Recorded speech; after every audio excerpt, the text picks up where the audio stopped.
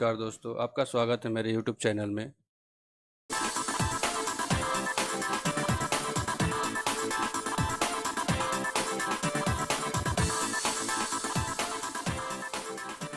मैं आपको एक्सेल में एक बेसिक मार्कशीट कैसे बनाया जाता है वो बताने जा रहा हूँ।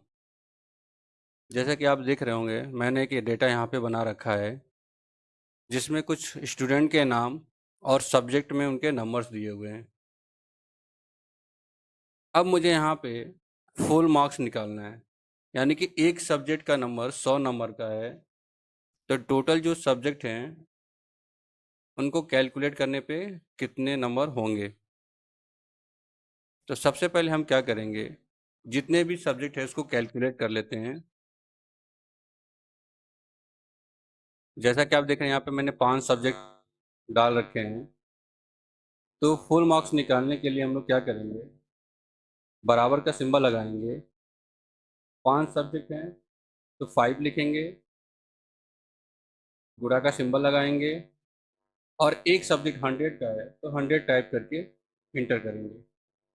जैसे इंटर करेंगे तो आपका एक सब्जेक्ट का फुल मार्क्स निकल के आ जाएगा। अब यही सभी में होगा, तो यहाँ पे हमारे पास 2 ऑप्शन होता है सभी का निकालने के लिए।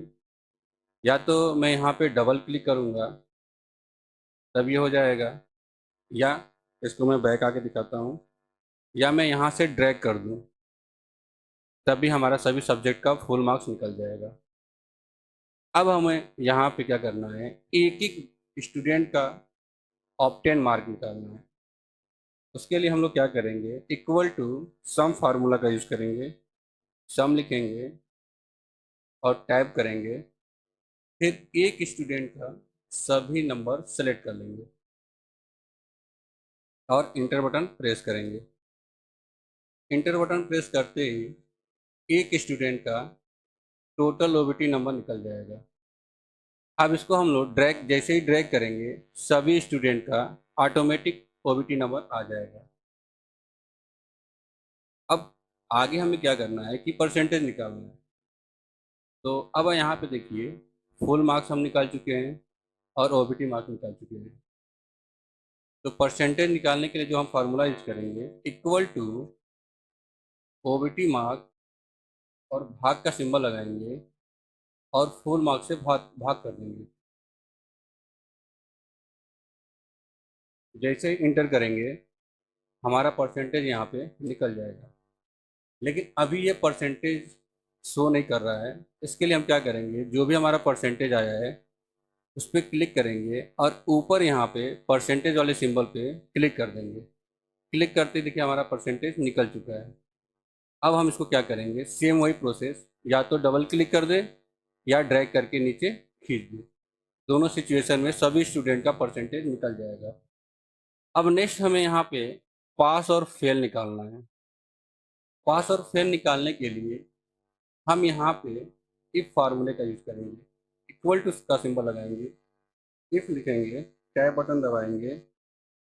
अब यहाँ पे पूछ रहा है लॉजिकल टेस्ट, यानी कि किससे हमें कंपेयर करना है, हमारी कंडीशन क्या है और उसको किस नंबर से कंपेयर करना है। तो हमें इससे कंपेयर करना है, तो मैं इस नंबर को सिलेक्ट करूँगा और कीबोर्ड से ग्रेटर देन इक्वल टू का सिंबल लगाऊंगा, और जो हमारी कंडीशन है पास करने के लिए, जैसे मैं यहाँ पे 50% को पास करना चाह रहा हूँ, तो मैं यहाँ पे 50% लिखूंगा कीबोर्ड से और कॉमा देंगे। यदि ये सिचुएशन ट्रू होता है तो हमारा रिजल्ट पास आएगा, इसलिए हम डबल कोट्स में लिखेंगे पास। फिर डबल कोट्स बंद करेंगे, कॉमा लगाएंगे। यदि ये कंडीशन हमारा फेल होता है उस केस में हमारा रिजल्ट फेल आएगा, तो डबल कोट्स में हम फेल लिखेंगे और इंटर बटन प्रेस कर देंगे, सॉरी, डबल कोट्स लगाएंगे लास्ट में और इंटर बटन प्रेस करेंगे। जैसे इंटर बटन प्रेस करेंगे तो देखिए ये जो नंबर है 65, वो 50 से बड़ी है। तो इस केस में हमारा क्या हो जाएगा, ये पास रिजल्ट आएगा। और इसको सेम वही प्रोसेस करेंगे, पकड़ कर नीचे खींच देंगे तो सभी स्टूडेंट का निकल जाएगा। तो इस प्रकार से देखिए यहाँ पे किसी भी स्टूडेंट का जो नंबर है 50 से ज़्यादा है तो पास आ रहा है, यदि 50 से कम होता है तो यहाँ पे फेल आता है। चलिए हम इस कंडीशन को थोड़ा सा चेंज करते हैं। जो हमने 50 दिया था उसको हम लोग 70 करते हैं। 70 करने के बाद जैसे इंटर करेंगे आप देखिएगा यहाँ पे फेल आ गया। अब इसको पकड़ के दोबारा से ट्रैक करेंगे तो जो भी स्टूडेंट 70 से कम नंबर पाए होंगे उनके आगे फेल आ जाएगा। हम लोगों ने मार्कशीट के बारे में पढ़ा है, कैसे हम किसी भी डेटा से एक मार्कशीट बना सकते हैं कुछ फार्मूले का यूज करके। अब हम लोग एवरेज फार्मूला को सीखेंगे। एवरेज के फार्मूले के अंदर हम लोग 4 टाइप के एवरेज फार्मूला पढ़ेंगे। जैसे कि पहला है एवरेज, दूसरा है एवरेज ए, तीसरा है एवरेज इफ और चौथा है एवरेज इफ्स। तो सबसे पहला जो एवरेज है वो क्या काम करता है, चलिए हम आपको बताते हैं। एवरेज फार्मूला का काम होता है कि जो भी यहाँ पे आपको सैलरी दिख रही है, यहाँ पे टोटल 7 लोगों की सैलरी दिख रही है, लेकिन उसमें से 5वें नंबर यानी कि राम की जो सैलरी है 5वें नंबर वाले वो अब्सेंट यहाँ पे दिख रहे हैं।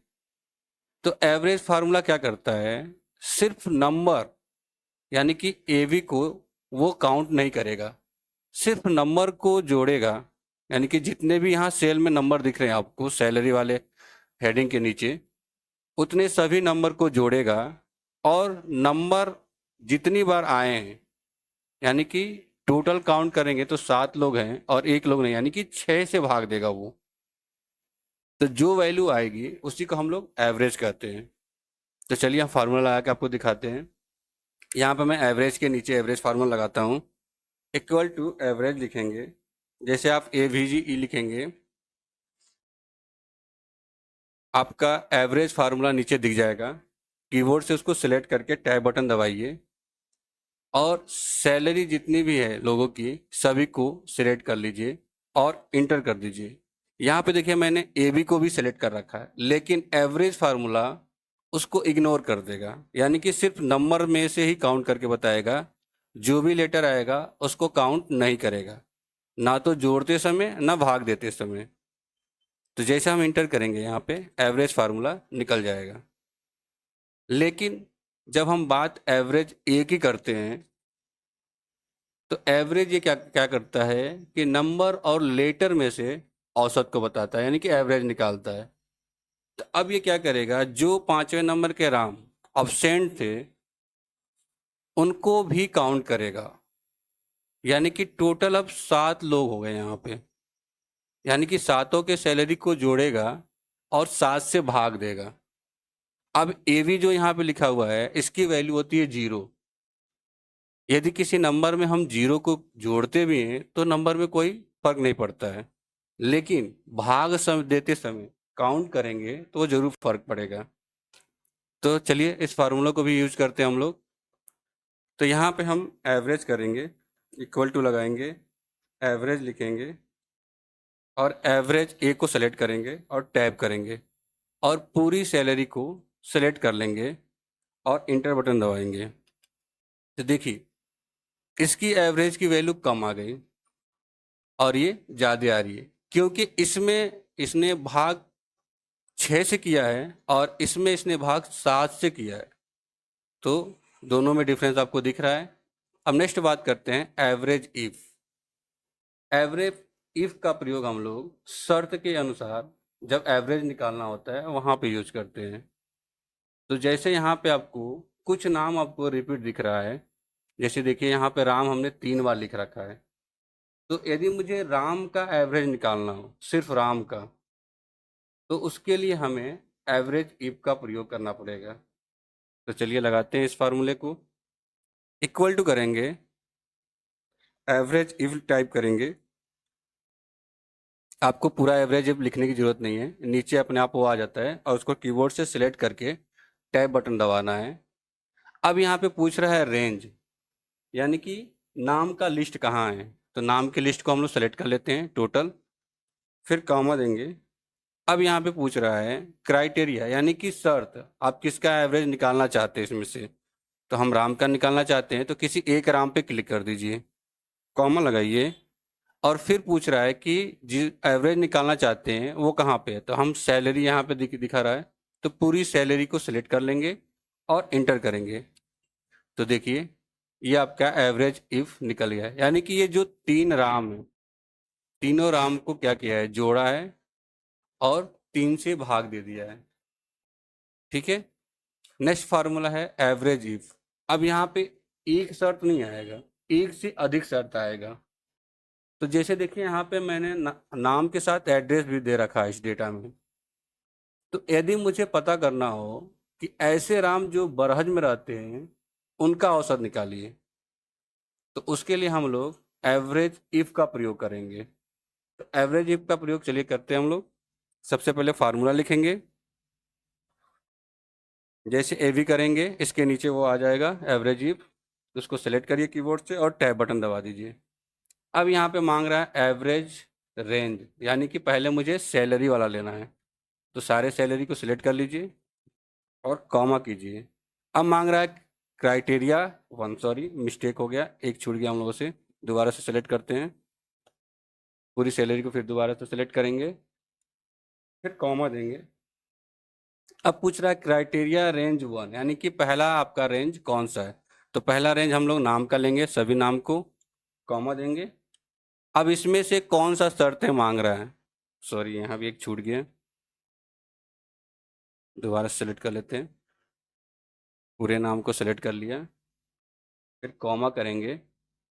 अब इसमें से एक नाम पूछ रहा है कि किसका आपको निकालना है, तो हम राम, किसी एक नाम पे क्लिक कर देंगे, कॉमा करेंगे। अब ये मांग रहा है दूसरा रेंज क्या है, तो दूसरा हमारे पास एड्रेस का रेंज है, पूरे एड्रेस को सिलेक्ट कर लीजिए, कॉमा करते हैं। अब पूछ रहा है दूसरा रेंज कौन सा है, मतलब शर्त क्या है आपका। तो दूसरा शर्त हम बरहज ही दे देते। तो देखिए हमारे पास 2 बरहज दिखा रहा है यहाँ पे राम का, तो किसी एक बरहज पे आपको क्लिक करना है। तो मैं नीचे वाले पे कर लेता हूँ और इंटर करेंगे।